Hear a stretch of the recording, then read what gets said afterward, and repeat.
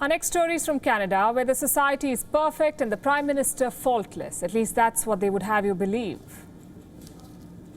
Justin Trudeau is what you call a lab-made politician. Hollywood looks, son of a Prime Minister, has a comment on everything under the sun except when trouble hits home. That's when Justin Trudeau ducks and runs.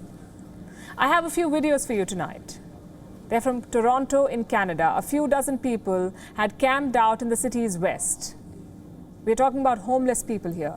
They had nowhere to go. So they pitched their tents in this public park. What happened next was classic police state stuff. Trudeau's thuggish cops arrived at the park. They wanted to evict these people, not by asking them to leave, but by smashing them with batons. These pictures are disturbing. We strongly advise viewer discretion.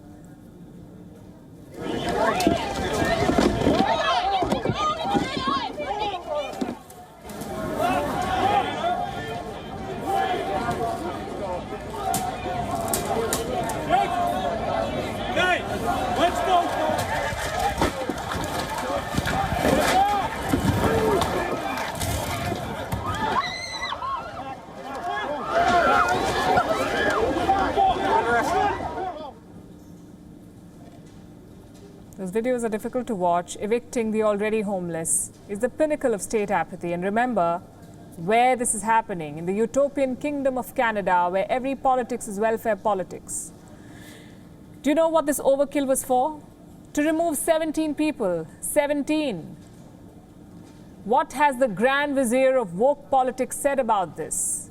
Nothing. No tweet, no flick of the hair disappointment, no apology. Was the Prime Minister too busy? Doesn't seem like it. He had enough time to tweet about the Olympics.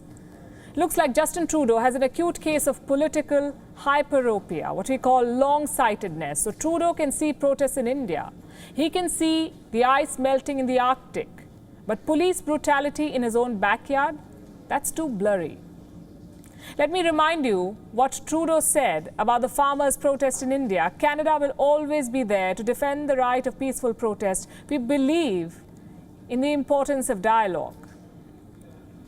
Couple of questions for the Prime Minister. Were these homeless citizens not peaceful? Were the protesters who supported them not peaceful? Why was the default response to attack and arrest these people? Trudeau won't answer. In fact, this has become his brand of politics. When tough questions are asked, he responds with a brooding silence. Unfortunately for him, this is not high school. Sheepish smiles won't cut it. I'll give an example of his double standards. Last year, Indigenous communities in Canada were protesting. They wanted to scrap an oil pipeline project. A group of them blocked railway lines. Do you know what Justin Trudeau did? This is what he said. The situation is, as it currently stands, is unacceptable and untenable. Then he goes on to say, it has been 2 weeks and the barricades need to come down. For more than 6 months, protesters have been camping on major roads near India's national capital, the same protests that got Trudeau's attention and sympathy. Do you know how long the Canadian blockade lasted? 30 days. Trudeau himself made the statement after 14 days of the blockade. So what's the yardstick here? Trudeau can evict homeless people. He can condemn indigenous protests, but still call himself the savior of democracy and free speech. By the way, his cops stand by what they did in Toronto. In fact, they seem proud of it. One officer claims that they did a quote-unquote tremendous job, that minimal and proportionate force was used. Seems like Trudeau's cops are more delusional than him. What happened in Toronto should not be forgotten. 26 people were arrested, dozens more were beaten up.